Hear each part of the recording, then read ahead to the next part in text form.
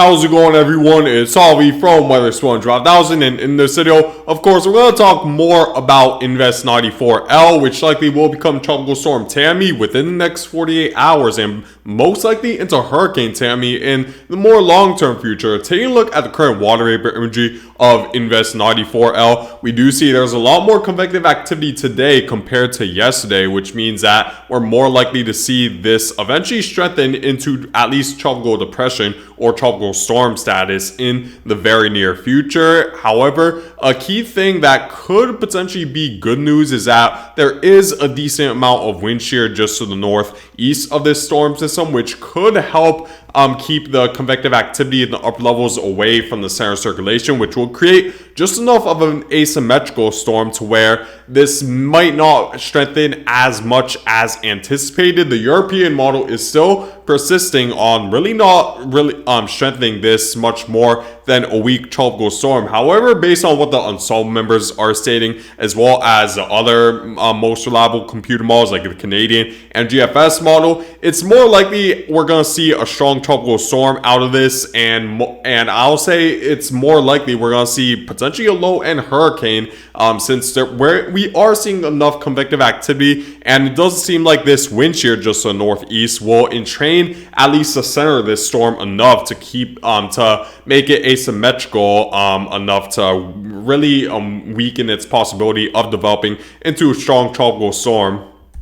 So the National Hurricane Center is giving this a 70% chance of developing within the next 48 hours. So you should expect Tropical Storm Tammy very soon. And if we were to take a look at the projected path from the National Hurricane Center, we do see the Lesser Antilles as well as the northern portion of the Windward Islands could get involved, especially if this were to take a track further southward, where of course you'd experience more impacts in a scenario like this. So the Lesser Antilles and even as far west as Puerto Rico, you need to be aware of how this storm will move over the next several hours. And there's still a decent amount of uncertainty, however, despite the fact that we're less than 5 days out from this event for the Lesser Antilles. The computer models are still having a difficult time really ironing out where the ridge will be located and how strong this trough will be by the time it approaches the eastern half of the United States. Let me show you guys that right now. The bad news is that the GFS model is leaning towards a trajectory a little bit further westward compared to yesterday. If we were to take a look at the 18Z run, the GFS model does expect this storm to reach hurricane status with a millibar pressure hovering around the upper 970s to low 980s, and we do see a track that's a lot further westward compared to yesterday. The good news is that it's at least still far enough off the coast to where the Lesser Antilles wouldn't experience any direct impacts. Mainly the biggest threat would be rough surf and potentially coastal flooding in localized areas, especially around high tide. But other than that, you wouldn't really experience any major impacts throughout the Caribbean islands, even though the track is a little bit further westward today. But this could signify a trend that we're seeing, where if the trajectory continues to shift further and further westward over the next several runs, then that could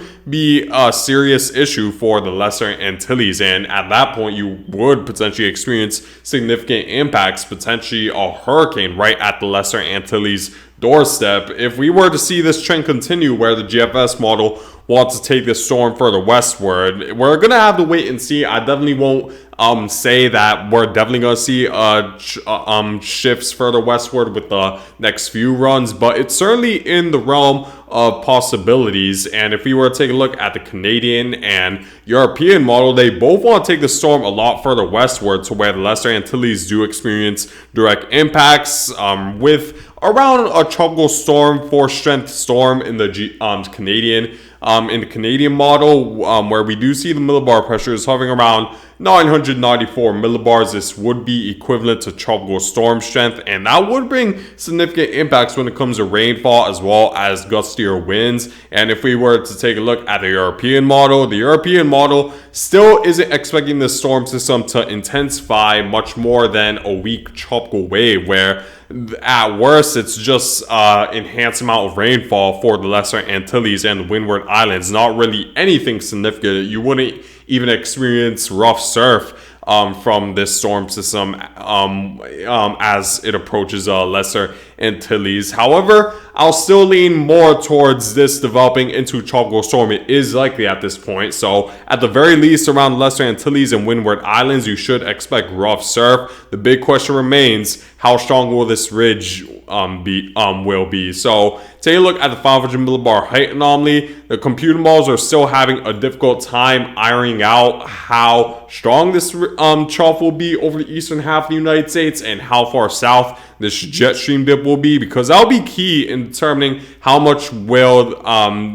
how strong this ridge will be. Because of course, the stronger this trough is and the further southward it dips, the more likely we're going to see a weaker ridge, which would allow this storm to move northward a lot more quickly. The European model expects the trough to be strong enough for the tropical wave to at least move over the Lesser Antilles, but it's a different story compared to the GFS model, where the GFS model expects this trough to weaken this ridge weaken just enough thanks to this trough to where it just avoids the Lesser Antilles. However, it is the ridge is stronger in this run compared to yesterday's run, which does have me concerned that we're going to see a trend where the GFS model will lean a little bit more to what the European model and the Canadian model are stating, where they both want to take a stronger ridge right over the Northern Atlantic to steer this straight towards the Lesser Antilles. I'll keep you guys updated if we continue to see that trend, but if we do continue to see that trend into tomorrow, where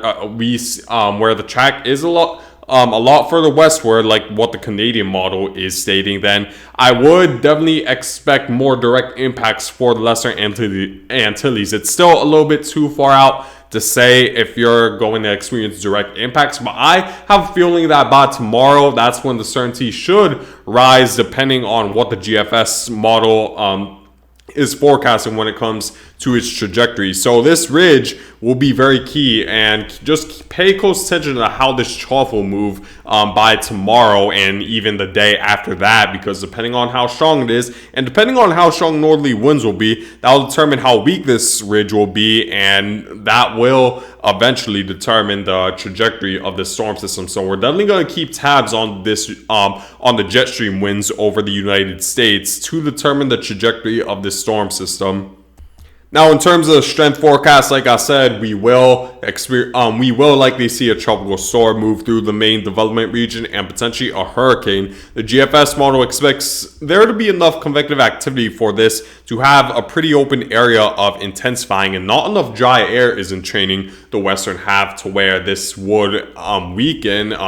As the GFS model expects a weaker amount of wind shear to exist right over this storm system, which means that it'll have a better time organizing itself, and the westerly winds wouldn't be strong enough to make the storm asymmetrical and steer the stable air towards the western half, unlike the European model. If we were to take a look at the European model at the same time period, we see that while there is a decent amount of convective activity, look at where the center circulation is and look at where all the moisture is. The center circulation is has completely distanced itself from the upper level moisture, which means that this storm is too asymmetrical to have a very efficient way of enhancing convective activity and enhancing the intensity of the storm system. So we don't see this develop much more than a tropical wave, and that all starts with the amount of wind shear that this storm will deal with. Taking a look at the upper level winds over this storm system, we do see, while it isn't exactly very strong over the center circulation, we do see that it is strong enough to tear the moisture in the upper levels away from the center circulation, and that creates a very inefficient heat engine to where the storm's intensifying process wouldn't be maximized. And we clearly see, based on the soundings, winds along the surface are a lot stronger than the winds in the upper levels, which means that the center circulation will move a lot faster than the moisture that's located in the upper levels, and that's going to make the storm asymmetrical in a scenario like this, and too asymmetrical for the storm system to have an efficient way of intensifying. So depending on how strong the wind shear is over the next few hours, that will be key in determining determining how much it'll strengthen. But with the CMC as well as the GFS model agreeing that this will develop likely into a tropical storm and potentially up to hurricane status, and like I'm gonna show you with the ensemble members right now, the ensemble members are leading to a storm system that's close to, if not slightly above, hurricane status. I do believe that we're going to see a strong tropical storm or category 1 hurricane just off the Lesser Antilles coast. The trajectory still has yet to be certain at this point. So I'll keep you guys updated once we do get a little bit more certainty. I'll say by tomorrow. But the Lesser Antilles, as well as anywhere as far west as Puerto Rico, you need to be aware of the possibility of a tropical cyclone moving through the area, which if this were to move over the Lesser Antilles, you should expect anywhere from 3 to 5 inches of rain, so potentially a little bit more than that in the localized areas, as well as gusty winds over 60 to 70 miles per hour, especially if the strength forecast of this storm system is correct based on the CMC as well as the GFS model. So I'll keep you guys updated once we get a little bit more certainty with the track forecast. And here are the upper level how the upper level winds are looking like right now over the northern Atlantic. And we do see the eastern half of this storm is experiencing a strong amount of wind shear. We're going to need to see how long this will persist as this continues to head further westward to determine the strength of this storm system. But expect a tropical storm at the very least. And here's what the track guidance is currently stating, and it does have me a bit concerned because we have around half of the ensemble members wanting to take nearly a landfall or a landfall right over the Lesser Antilles, and we even see some ensemble members bringing this uncomfortably close to the island of Puerto Rico. And in a scenario like this, you would experience strong tropical storm to hurricane impact. So it's still too early to panic just yet, but I'll say prepare just in case it does move a little bit further westward. If you're right over the Lesser Antilles, it's better to be safe than sorry. So at this point, you should prepare for rough surf, potentially coastal flooding in the more localized areas, of course. And what's inevitable at this point will be the rip current risk. Whether this moves right over the Lesser Antilles or not, you should expect life-threatening rip currents, so it's best to stay out of the water over the next few days if you're right over the Lesser Antilles and even areas as far west as Puerto Rico and Dominican Republic, because the rip current risk will certainly be there, especially in the more vulnerable areas. However, the big question remains, will this move over the islands or will it move just to the east? But it's best to prepare at this point because it's there's not much of a time period to prepare. If this were to impact the Lesser Antilles, you only got around 4 days to prepare, because by Saturday, this storm system could be right at the Lesser Antilles doorstep, bringing gusty winds as well as heavy rainfall. So it's better to prepare now just in case, since it's definitely just better to be safe than sorry. The model intensity guidance also has me concerned because we do have, I'll say, around half of the ensemble members wanting to take this to hurricane status, and of that, pretty much all of them want to take this to at least tropical storm status. So if this were to move right over Lesser Antilles, you would experience major impacts, which is the reason why I emphasize the Lesser Antilles. You need to prepare now as if this is going to make landfall over your area, because you don't have much more time to prepare. This could potentially impact you guys, and even if it doesn't impact you guys, the preparations you can make still could be used for a future tropical cyclone. Like I said, it's just better to be safe than sorry. So make sure to prepare accordingly. But that's it for now, guys, and I thank you guys for watching, and make sure to subscribe if you want to see more weather related content.